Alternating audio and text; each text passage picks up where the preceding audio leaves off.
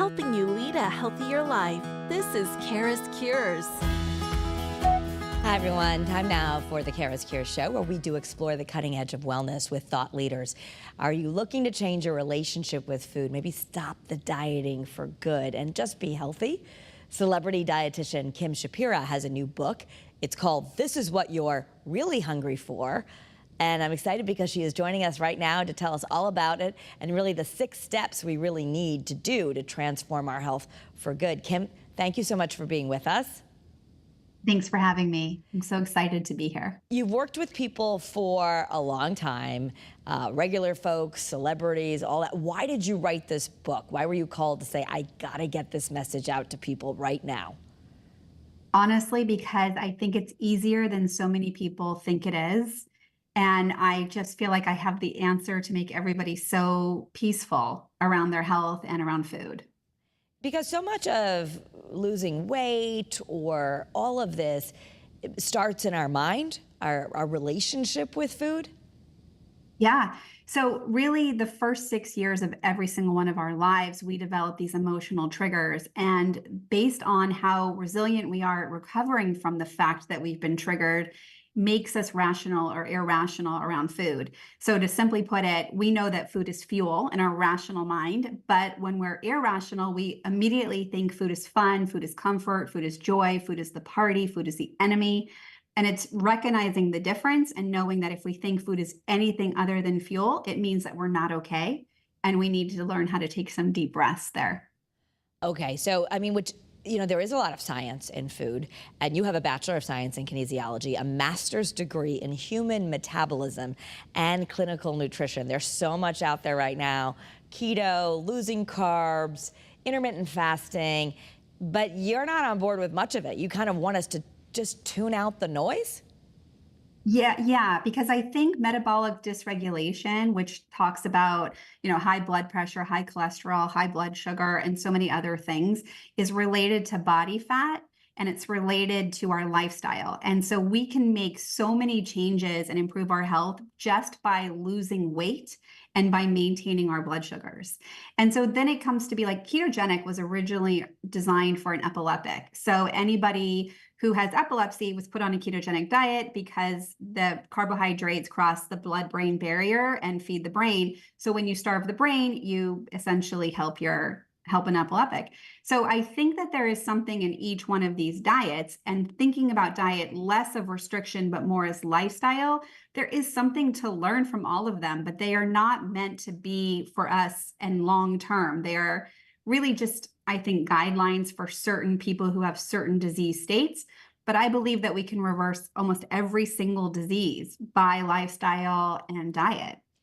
So how do we lose weight according to you? That's what so many people want to do. I get emails about that all the time. Do another show on weight loss. How do I finally do this? Yeah.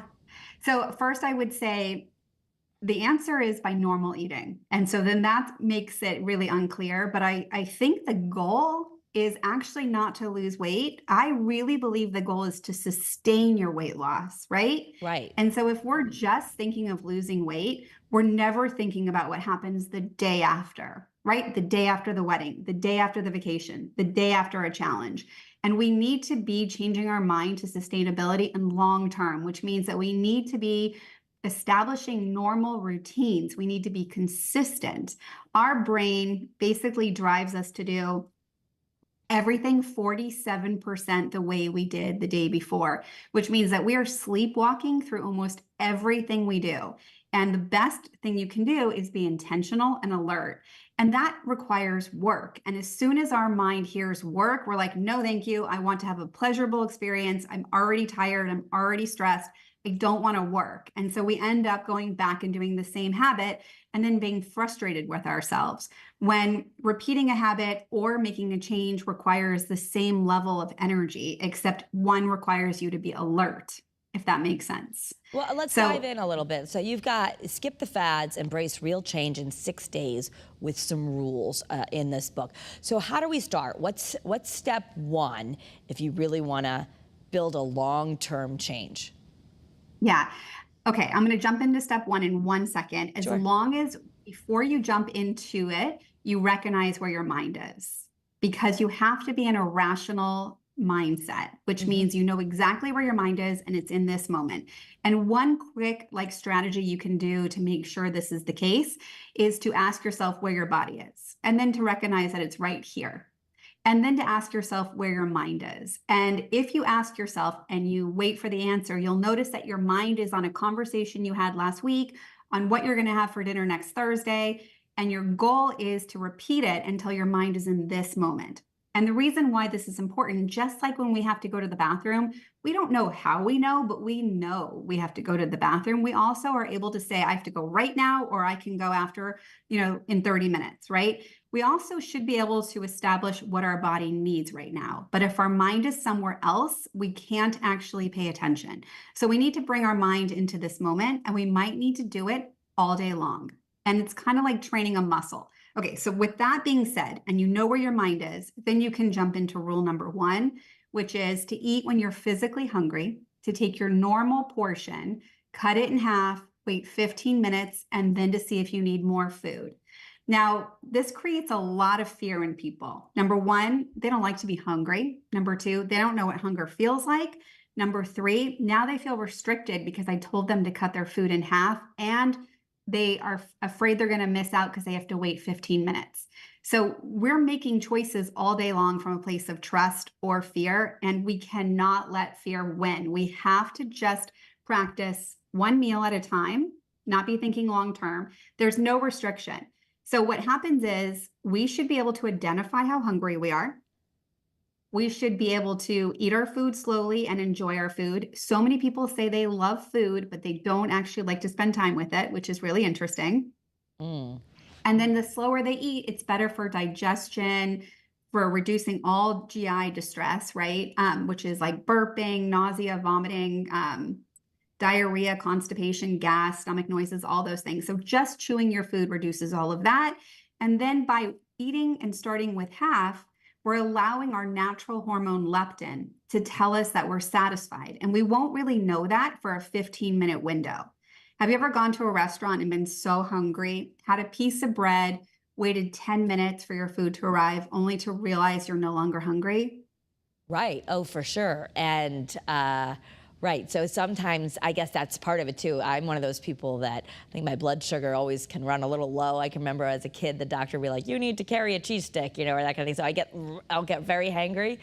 And then you have a little snack thinking, I got to tide myself over. And then you're like, I'm fine.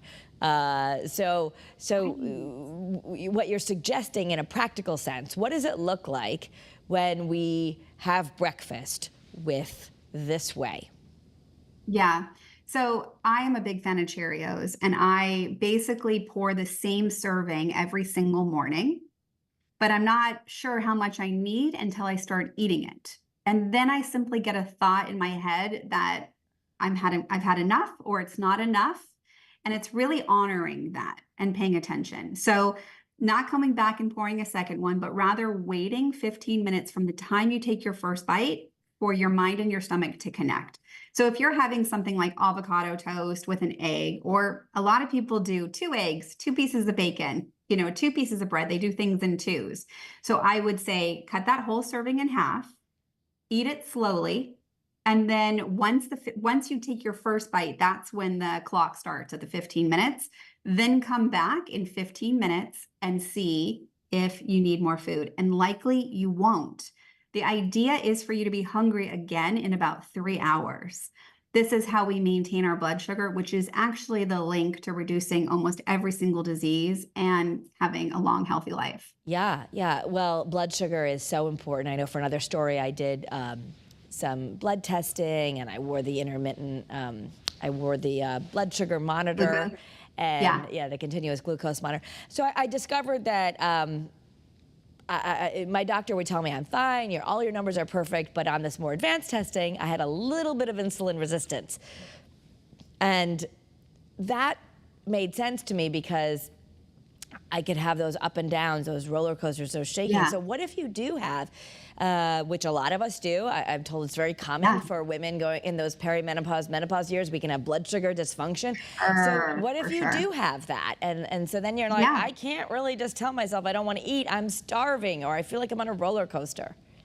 No, this is a big problem because it leaves people now have a diagnosis, but they don't actually know what to do with that information. And insulin resistance is actually interesting because that means that you're storing food differently and you have estrogen dominance.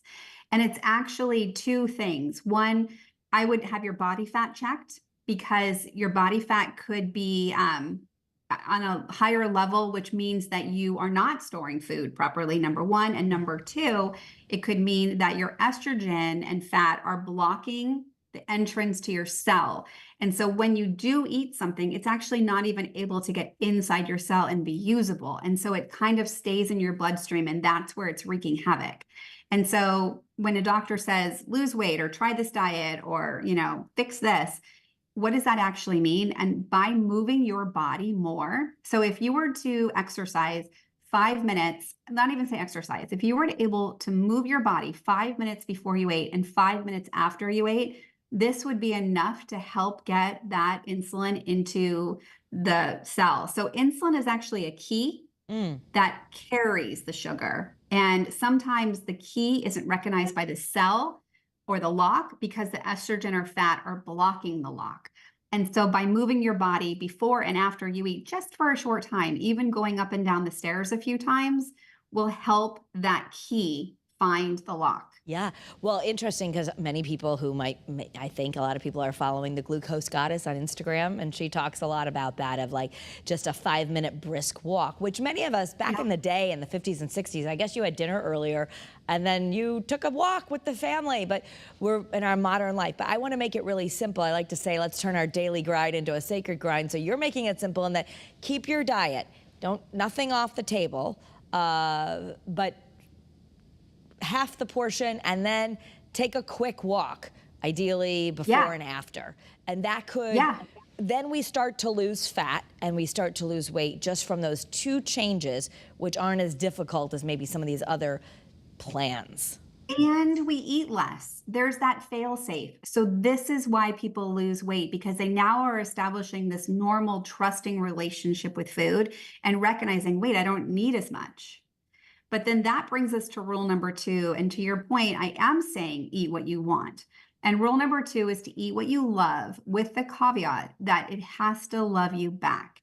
And so as a registered dietitian, all I want is for every single person to feel great. But so many people are inflamed and have so many GI issues and leaky gut. And it's because of their diet, their lifestyle, their stress, and the foods that they love don't love them back. Okay. And so not only are you able to eat what you love when you're hungry and you start with half, but now you're kind of testing, does this food make me feel sick? Can I open my eyes to recognize, oh, wait a minute, I didn't realize that this was actually causing me to have gas or a stomach ache. And those symptoms mean it's not agreeing with me. And so instead of restricting, now we're in an opportunity to make changes that are like, oh, let me see what else is available here that I might also like. Okay. And heal my gut at the same time. So I'm a mom of 2 teens, so obviously, and I try to send this message, but obviously going to Chick-fil-A probably is not food that loves you back. That's not true. No? Okay. That's not true. Well, some things on the menu. Maybe. Okay. All right. So that's to say that, let's say when they're eating out and it's just yummy and we're eating quickly and so much of what's on the show is let's eat natural, let's eat whole foods, Whole30, whatever. You're saying you ate Cheerios in the morning, so we can have some foods that come in a box or fast foods, or can't we? I don't know. We can. And I think that's important to recognize. We're doing okay. We're living long lives. We want them to be as healthy and we want to be as well as possible. And what we know is that the Mediterranean diet, which is a high monounsaturated, high fruits and vegetable, plant-based diet, has really been winning almost every award for 40 years. And the reason is because it's so high in antioxidants and all these polyphenols. And when you have a diet high in these foods, it actually removes or reduces the way your body responds to these noxious chemicals. So what happens when I meet a client is that they have been suffering their entire life. They're unclear on what to eat. They don't feel good. They have a lot of different diagnoses and they're trying to feel better. And it starts with understanding the food I'm eating might be affecting me. I could tell you that, celery juice gives you diarrhea, or maybe it doesn't, or Chick-fil-A is good or bad, but I don't want to label food. I want you to establish what is healthy for your body, regardless of what is healthy for my body. Blueberries give me diarrhea, but they're on every superfood list, right? It's important for people to understand what is going on inside of them and to be open and really change. The second that they feel restricted, their brain kicks in and says, I won't have any of that. I need to make the situation more pleasurable. And then they binge on it. Okay. I'm devil's advocate here. What about sugar? Yes. Sugar is so addicting. So I guess it's a food that doesn't love us back. But a lot of doctors and dietitians say sugar isn't just not great for us. It's not about willpower. We want more. It activates our addictive centers. Exactly right. So yes, you were right. So rule number 3 is to eat without distractions. We eat because of cravings. We eat because the food is in front of us. We eat for emotional reasons, and we eat for hunger. Hopefully by the time you and I are done talking, you're only eating for hunger. So the question is, there's a donut, there's a piece of cake. Are you hungry when you're eating it? I don't think you are. I think you're craving it. Now, it could be that you are hungry and you're going to put it on hold, or you're going to wait until you're hungry. But does anybody who's really hungry want a donut over, a steak or salmon and a potato? That's the real question if we're being honest with ourselves. So the second we eat sugar, it does get stored in the addictive centers of our brain. And then we are desperately seduced by it, thinking that we love it, when really we're addicted to it. And by not eating it for 3 or 4 days, we actually remove what's going on a cellular level, and we are no longer addicted to it. And then what happens, because we live in America, because it's 2024, there's going to be a cookie on your segment. There's going to be a cake somewhere for someone's birthday. And normal eating is sometimes having that, but it's not having it all day long. It's not having it 2 days in a row. It's also not restricting yourself, but not needing it because you're craving it. Does that make sense to you? Yes. Well, I often say that because you were on my other show, and we host Great Day Connecticut, and my host Scott and I, when we're trying to do these things, we'll often say it is just not normal. People don't have delicious croissants and cookies every day at 10 a.m., but they're on the show. So it is really hard if you take a bite, I think. So I want to make sure we get to all your 6 points. So what I'm gathering right now, to simplify it for people walking home, we're going to start with having our portions and asking ourselves if we're really hungry. And then step 2 is? Eat what you love and make sure the food loves you back. Okay, so that's the caveat, and that's a little harder because then we've got these cravings, right? People say, well, yeah, I love this, but it doesn't love me back. So eat food that loves you back. Okay, and then point 3. Okay, well, rule number 3 is to eat without distractions. And rule number 4 is to get 10,000 steps every single day. Oh, so we know. Here it comes. We know that we have to move. We have to move. I mean, we are not meant to be sedentary. We need to be fidgety. We need to be moving our bodies. I mean, we'll feel so much better. So we need at least 7,000 to reduce our risk of sudden death by 50% and to reduce our risk of Alzheimer's and almost every disease. But what I have found is really we're talking about sustainable weight loss. Remember, we talked about the goal being maintaining our weight loss, maintaining our weight, and we need those 10,000 steps to maintain our body fat and our weight. So 7,000 is great. Exercise does not help you lose weight. It helps you maintain your weight, and we need to be active. So if you're somebody who's only averaging about 2,000 steps or 3,000 steps, you have some work to do, and it doesn't have to be perfect overnight, but you need to be changing some things in your life to build up to 10,000 steps every single day. Whether it's going to the bathroom on a different floor, parking a little further, you just need it to age well and to be well. Okay, so I struggle with this. Sometimes I think I'm moving all day long, and then I get back and I look at my phone, which is probably not as accurate as pedometer, but I'm like, how did I only get to that? So what does 10,000 steps look like? How would you help people incorporate that who realize they're not getting it? Yeah. So this morning, I think I'm close to 5,500, and I went for like a 30-minute walk with my daughter, which was really nice. And it wasn't intense; it was low intensity, which is really important to help a stressed body recover quickly. So that's nice. I also did some weights, and really, when you say 10,000 steps, I really mean 10,000 movements, right? So you need to be moving. I try and talk with my hands. I'm always going to be the first one to offer to empty the dishwasher or do whatever I can to move more. So even if you're doing laundry and you're taking piles from the laundry room to the bedroom, take smaller amounts of clothes and just make it more interactive for yourself. Be more active. Anything that you're doing like this, moving your hands in any way, that counts.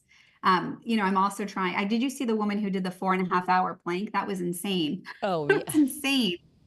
So I was testing myself. I'm like, oh, good. I've got like 2 minutes. I can do 2 minutes. Yeah. I've built it to 2. I think being active any way you can is important. So if we go to an hour spin class and then don't have 10,000 steps on our phone, that's okay because we just did an hour of intense exercise. It's not okay. It's It's not. great that you did cardio. It's great that you did cardio. Okay. Yes. And so exercise looks like flexibility, strength training, endurance, cardiovascular. We need all of it. And we need to be doing it every single day of our lives to maintain consistency. Your body thrives in consistency. Okay. So if you're at a spin class, you're probably getting 3,000 to 4,000 steps. Okay, but like if you only got 7,000 on your phone or your pedometer, but then you also went to a spin class, does that count? Or would you like us to have 10,000 on top of it? Yes, Okay. of course it counts. Okay. Yes, Okay. yes. Okay, because sometimes, no, that's an actual question because sometimes we're so busy as working moms and this, and you're like, well, should I try to make sure I get 10,000 steps or should I go to the workout or that takes it away? So, and 10,000 steps is how many miles? 5. 5 miles. So I will say that those who watch the show and may know Renee Danino, she's a radio broadcaster here, has been on Channel 3, and she's lost 50 pounds in the last 2 years, I guess, and had done all kinds of diets, and she finally is working with someone who sounds similar to you. And she said, I eat whatever I want. She's Italian, she loves to cook, but she said, I promised myself I promised myself no matter what, it's 5 miles every day of walking. Yeah. So that would be the 10,000 steps. Now that sounds like a lot if you're like 5 miles, wow. But really, if you're just moving throughout your day, probably close to half of that is taken care of. So it's another 2.5, it's another 30, 45-minute walk. Is that right? It is. And even if you were to have a dance party with your family, just be in motion as much as you can. Even if you got up during commercials, if you're watching TV and you did leg lifts, it doesn't really matter. I will tell you what's really interesting, because you did say it's a lot. And again, when we feel that, our mind says we don't want to be in discomfort. I want to do only things that are fun, and sitting on the couch is more fun than moving my body right now. But what's really interesting about people who are being consistent and thriving as far as maintaining their weight and their health, they do not find what they're doing hard. It's the people who are seeing them think, I could never do that. That takes a power that I don't hold. And the truth is to keep in mind that paradox.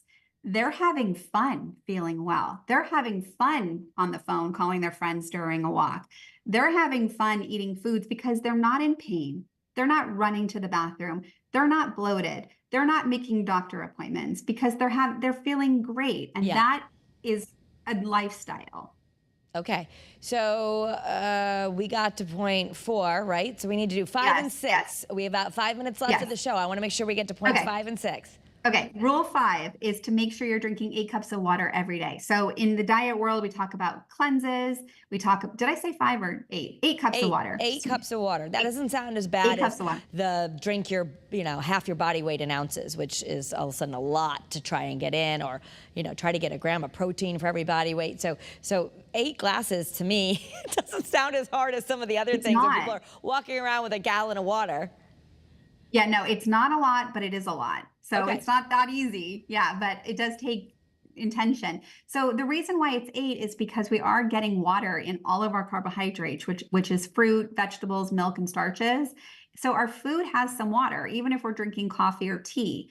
But I want you to have just plain water, which your body doesn't have to break down, right? And this is how we naturally detox. It goes into every one of our cells and it cleans every one of our cells from inflammation. So very important.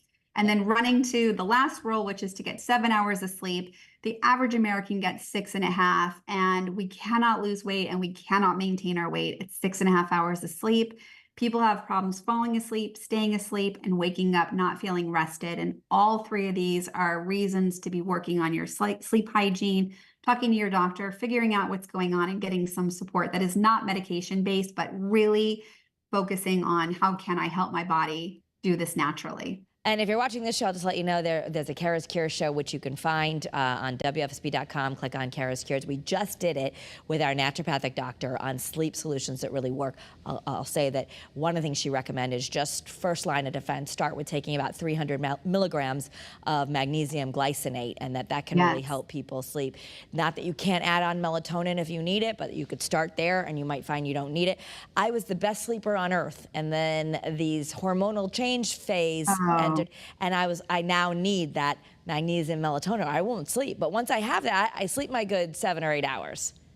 Yeah. Are you able to stay asleep? Yes. I don't wake up once I have it. Excellent. It's the falling asleep that's the problem, but yes. Okay. All right. Yeah. And that could be just because your cortisol is high. And so make sure that, that if you're having trouble falling asleep, maybe don't even do a a spin class. Maybe do like just a natural walk to help lower your body's stress level. Yeah. Because it could be that you're just, well, I wish I was doing a spin class on most days, but I'm probably not. But yes, I think it's just, right.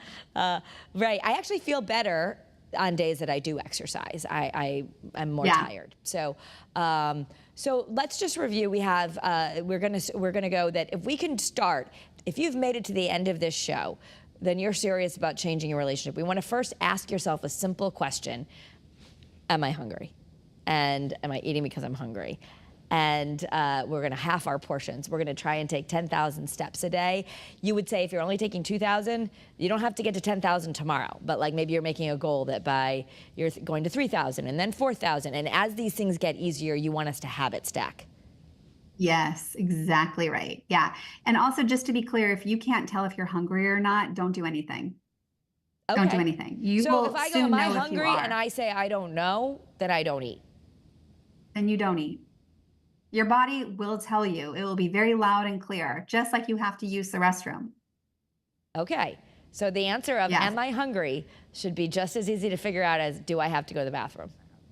100% yes. All right. I want to just end here, but I want to show everyone your book so that they can take a deeper dive with you. This is What You're Really Hungry For: 6 Simple Rules to Transform Your Relationship with Food to Become Your Healthiest Self by Kim Shapira. And it's out now. You can get it on Amazon. So Kim, thank you so much. I know people can follow you at social media too. Just shout out your handle. It's Kim Shapira Method. Okay, at Kim Shapira. Just remember there's an A on the end of that. So, all right, and I'll make sure to share some stuff on social media as well. You can follow me there at Kara Sundlin or join the CURES Cures Facebook group. Thanks, Kim. Everyone out there, have a great day and be well.